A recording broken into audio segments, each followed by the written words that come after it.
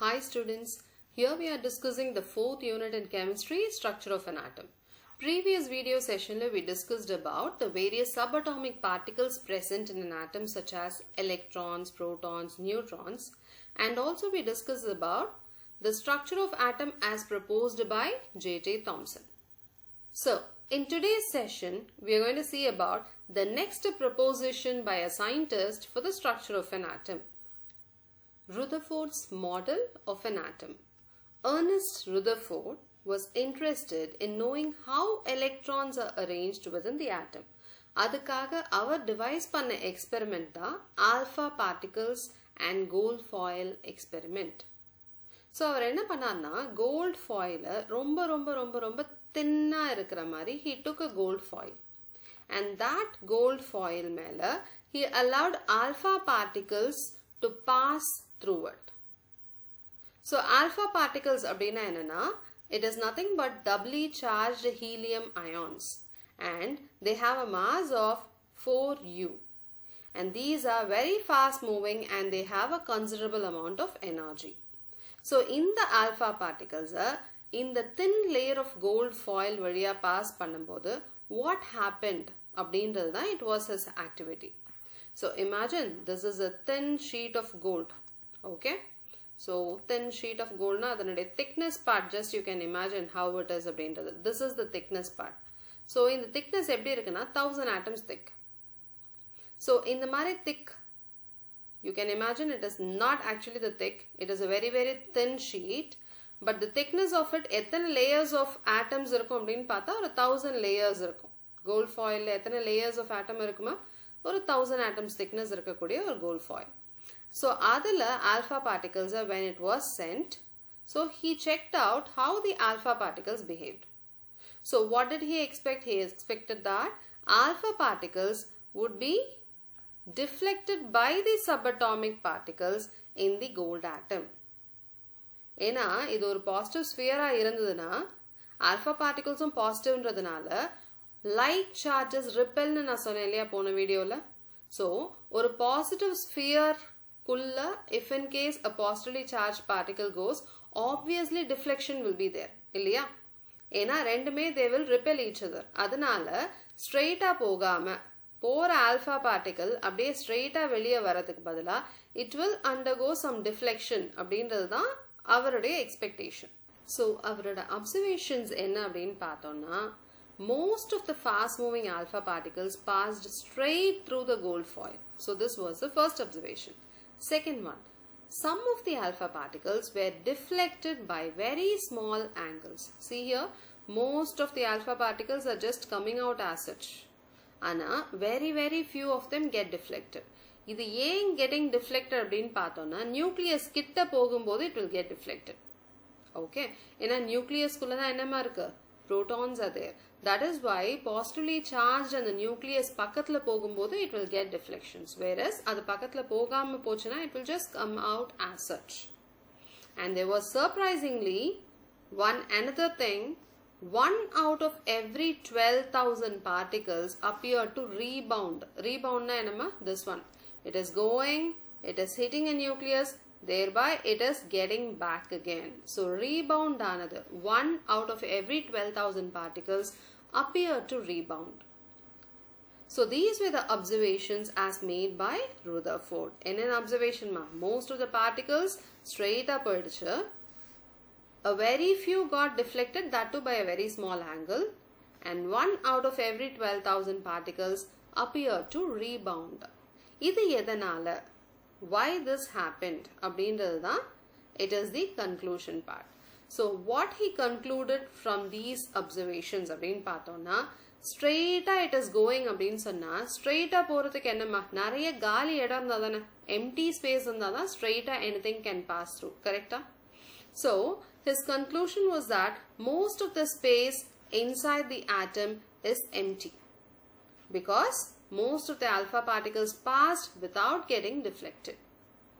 Now the second conclusion, very few particles deflect actually. So what did that indicate?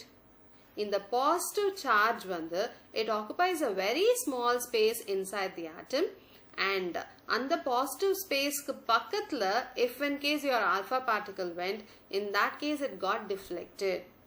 A very few particles தான் deflect ஆச்சுன்றதை வச்சு they had indicated that positive charge of the atom occupies very small space inside the atom.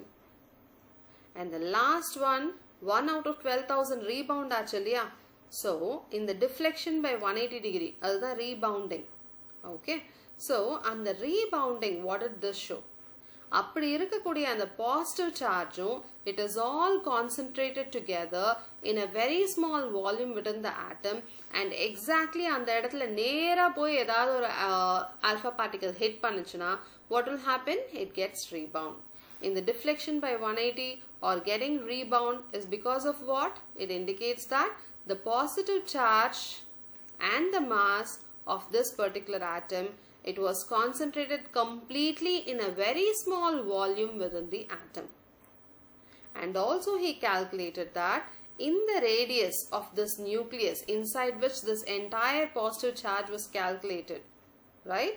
It was about 10 power 5 times less than the radius of atom. Atom எவ்வளவு பெருசோ அதை விட 10 power 5 times less in radius இருந்தது எதுமா? Nucleus. So nucleus is a very small portion inside a given atom அப்படின்றத they had found out. So what is it? In this Rutherford's gold foil experiment, ஒரு 1000 atoms thick இருக்கக்கூடிய ஒரு thinனான, see this is the thickness of this, ஒரு thinனான ஒரு gold foil எடுத்து we allowed alpha particles which are doubly charged helium ions to pass through it, and these are positively charged particles, and thereby we expected to have deflections, but what was observed was that most of it passed straight through it. So அதை வச்சு என்ன conclude பண்ணோம்? Most of the space empty இருக்கணும், அதனால தான் it got straight through again. Next one, deflection by small angles. ரொம்ப small particles தான் அந்த மாதிரி ஆச்சு. So this particular positive charge occupies a very small space inside the atom to the device பண்ணோம். And last one, 1 out of 12,000 got rebound அப்படின்றத வச்சு we have found out the positive charge as well as the mass, it was concentrated in a very small volume within the atom, and exactly அதை போய் hit பண்றதுனால தான் you got this rebound. So these points are very important from an exam point of view when it comes to Rutherford's gold foil experiment. So you have to draw this diagram, you have to give the experimental procedure of the first 3 points that we discussed earlier, plus the observations இருக்கிற 3 points, and corresponding அதே orderல conclusion, the 3 points you please provide it. And what was the final thing that they had found out? Nucleus or radius, it was 10 power 5 times less than the radius of the atom. The final model as proposed by Rutherford is as follows. So first point, there is a positively charged center in an atom, and that is called as a nucleus. Nearly all mass of an atom resides inside this particular nucleus. So this was the first point. Second point, in the particular nucleus, the electrons revolve around it in circular paths. And the third proposition was that the size of the nucleus is very small compared to the size of the atom, and nearly 10 power 5 times per atom size compared to that of the nucleus. So these were the various propositions as put forward by Rutherford in his nuclear model. But Rutherford's model, there were some drawbacks. அவர் கொடுத்த model படி, he said electrons revolve around the nucleus in circular path. ஆனா any particle that goes in a circular orbit, it should undergo acceleration. அப்படி accelerate ஆகிற அந்த particular charge particle will obviously radiate energy. So a revolving electron, when it radiates energy, it will lose energy. அப்படி loose பண்ணுச்சுன்னா finally it will fall into the nucleus. So அப்படி இருக்கிற atom கண்டிப்பா highly unstable இருக்கும். So what was the major drawback? He did not give a clear explanation of, though electrons revolve around the nucleus in circular paths, why it is known to be quite stable. So atoms pathina, it is stable. It does not radiate energy or any kind of unstable nature it does not show. But still, his proposition was that electrons revolve around the nucleus. But as per classic physics, we know that any particle which goes in a circular orbit accelerates, then radiates energy, thereby loses energy, and finally it becomes unstable and should have to fall into the nucleus. But this does not or never happens in case of an atom. Why? The reason he was not able to specify. So this was a major drawback. So if in case they ask you for Rutherford's model, you have to give that diagram plus the 3 points where it gives a clear idea of what the activity is, plus the 3 points of observation, then the 3 points of conclusion, and finally the 3 points of his nuclear model. So totally 4 times. Plus we also have this idea of drawback on Rutherford's model.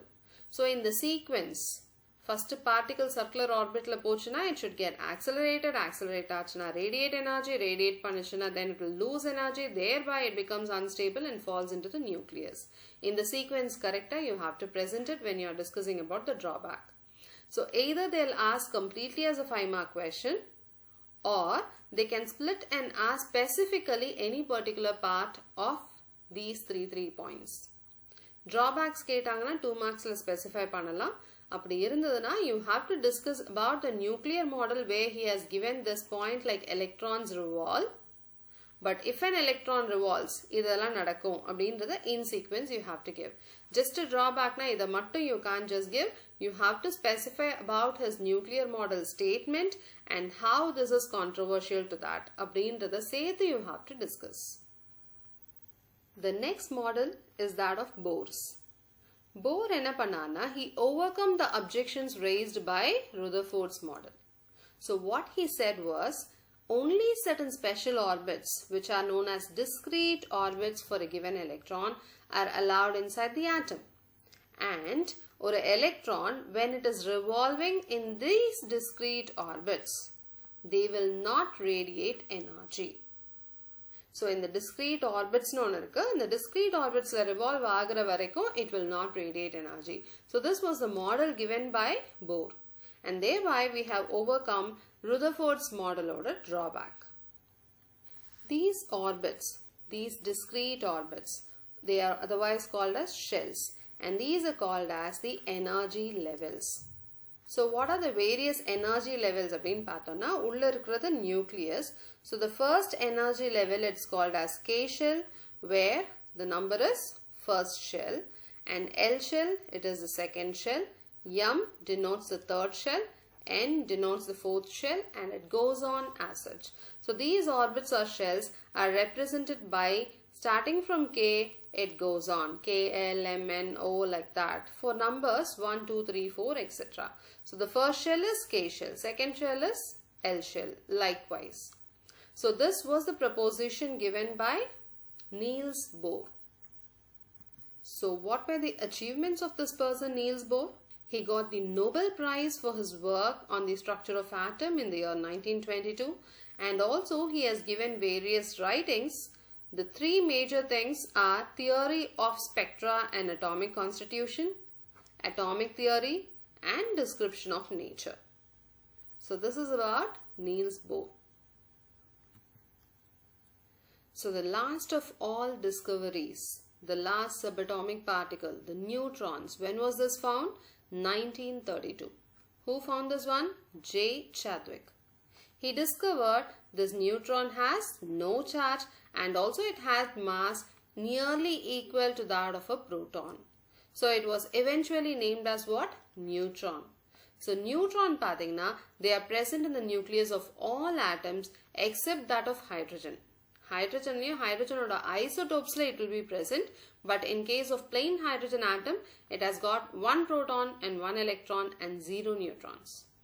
So in general, neutron pathina, it is represented as small n, and mass of an atom is given by sum of mass of protons and neutrons. Protons and neutrons mattum?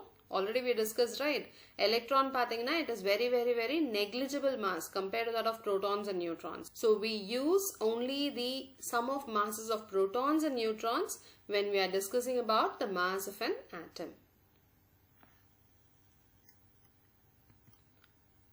In our next video, we'll be learning about a very interesting part, which is the atomic number and the various subatomic particles present in different types of atoms starting from hydrogen onwards. So a tabulation based, we'll be discussing about those concepts, which is very, very important from the exam point of view. So please do listen to the next video as well. Thank you, students.